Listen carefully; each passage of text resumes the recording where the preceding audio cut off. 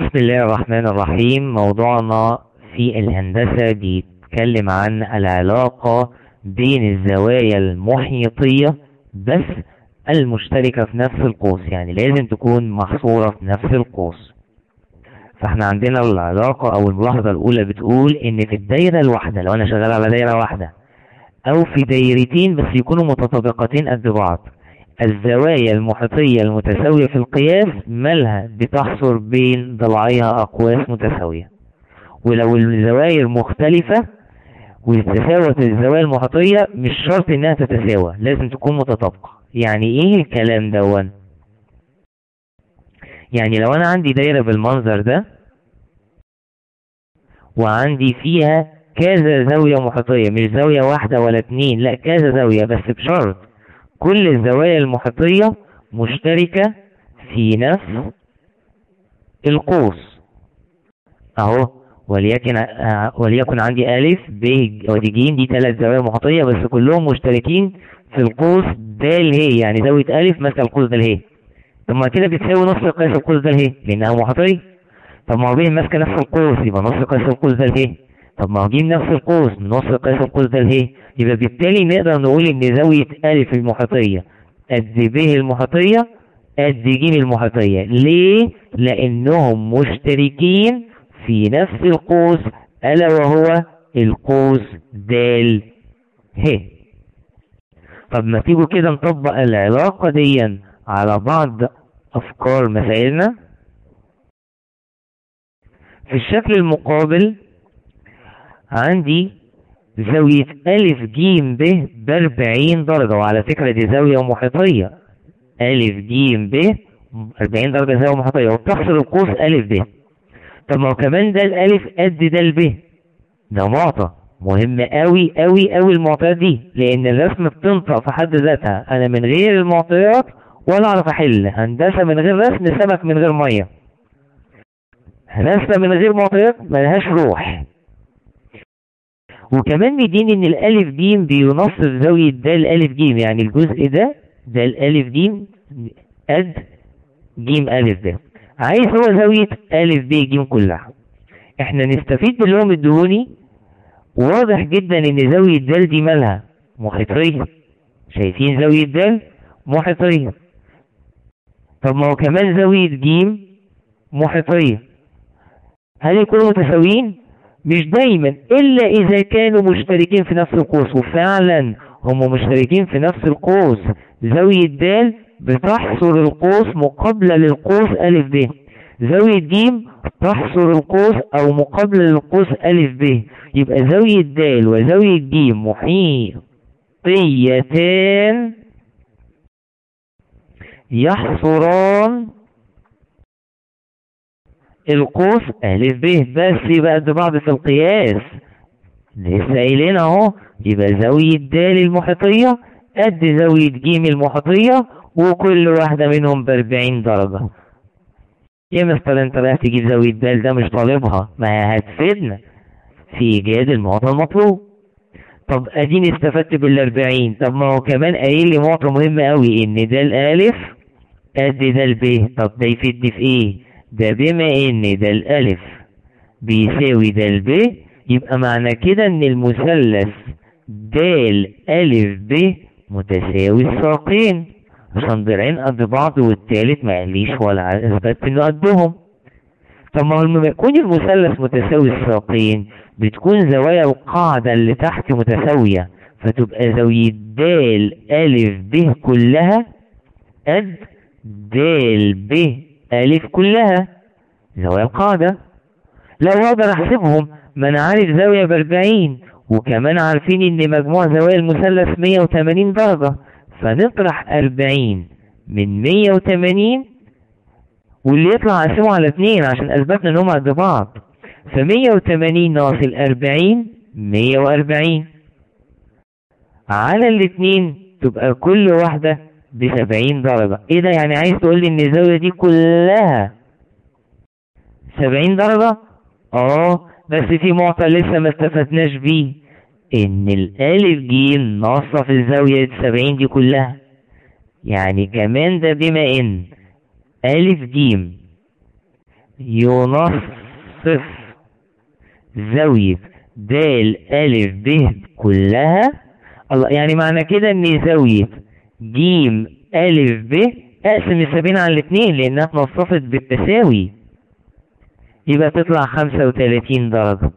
برضو انت رايح تجيب لي الزاوية اللي تحت في 35، ما جبتش المطلوبة أ ب ج. لا، ما انا كده عرفت في المثلث أ ب ج عارف زاويتين اللي هي ج أ ب 35 وج ب 40، اقدر اجيب الزاوية الثالثة. ليه؟ علشان بما ان مجموع قياسات زوايا المثلث الداخلة ب180 درجة، يبقى بالتالي الزاوية المطلوبة ألا وهي زاوية أ ب ج، هجمع الزاويتين واطرح من 180، يعني 180 ناقص 35 وال40.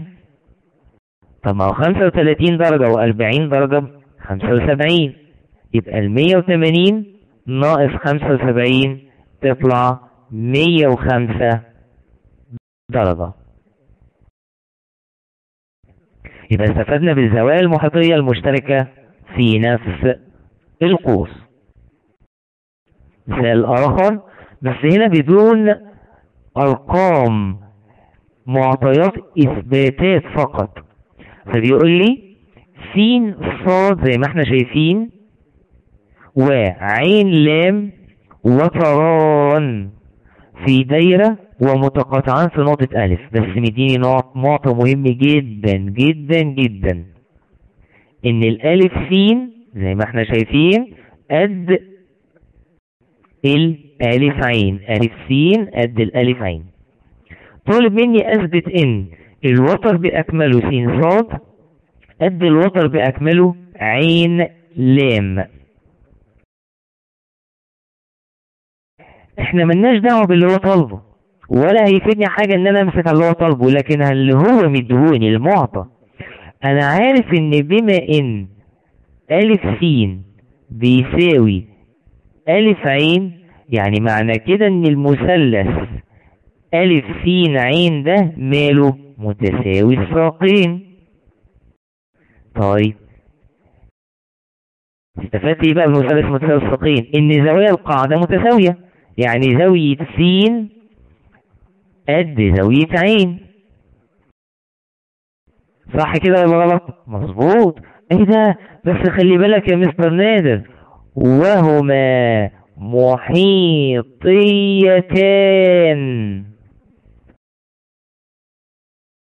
يبقى بالتالي الأقواس بتاعتهم متساوية. طب ما هو س ماسكة أنهي قوس؟ س ماسكة القوس المقابل ليها عين صاد، يبقى قياس القوس عين صاد بيساوي زاوية عين ماسكة أنهي قوس؟ فين القوس المقابل لعين؟ س لام، يبقى بتساوي قياس القوس س لام. انت رايح تساوي لي الاقواس، انا مالي ومال الاقواس؟ لا، ده هي اللي هتفتح لي الحل. ازاي؟ ما هو لما يبقى القوسين دول متساويين، طب ما هو برضه زاوية صاد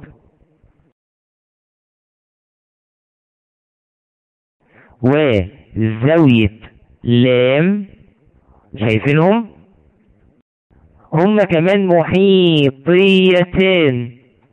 لا مش اي حاجة، برضه بيحصلوا نفس القوسين. يبقى اذا قياس زاوية صاد قد قياس زاوية لام. برضه يعني معنى كده ان المثلث اللي تحت ألف لام صاد متساوي الساقين هو كمان. يعني انهي ضلعين اللي قد بعض؟ يبقى الألف لام قد الألف صاد، وكمان انا عندي معطى الألف س قد الألف عين. طب ما هو بالجمع بقى كده. يعني ايه بالجمع؟ هنجمع الألف لام زائد ألف عين، هو لما نجمع الألف صاد زائد الألف س. طب لما اجمع ألف لام، فين ألف لام دي؟ اهي ألف لام وألف عين. ايه ده؟ ده يديني لام عين كله، ده يديني لام عين بأكمله. طب ما تيجوا كده باللون الأسود نعمل، هنجمع ألف صاد مع مين؟ مع الألف سين. إيه ده يديني السين صاد بأكمله. يبقى وهو المطلوب إثباته، أثبت إن السين صاد كلها قد اللام عين. مثال آخر في الشكل المقابل، مديني زاوية ألف د ج بأكملها، ألف د ج كلها ب120 درجة، والألف ب قطر في الدائرة وده معطى مهم جدا. عايز قياس زاوية ب ألف ج دي، وعلى فكرة المثال ده مهم جدا جدا جدا. أنا كلمة قطر دي ما تعديش عليا، ده بما إن الألف ب قطر في الدائرة ميم،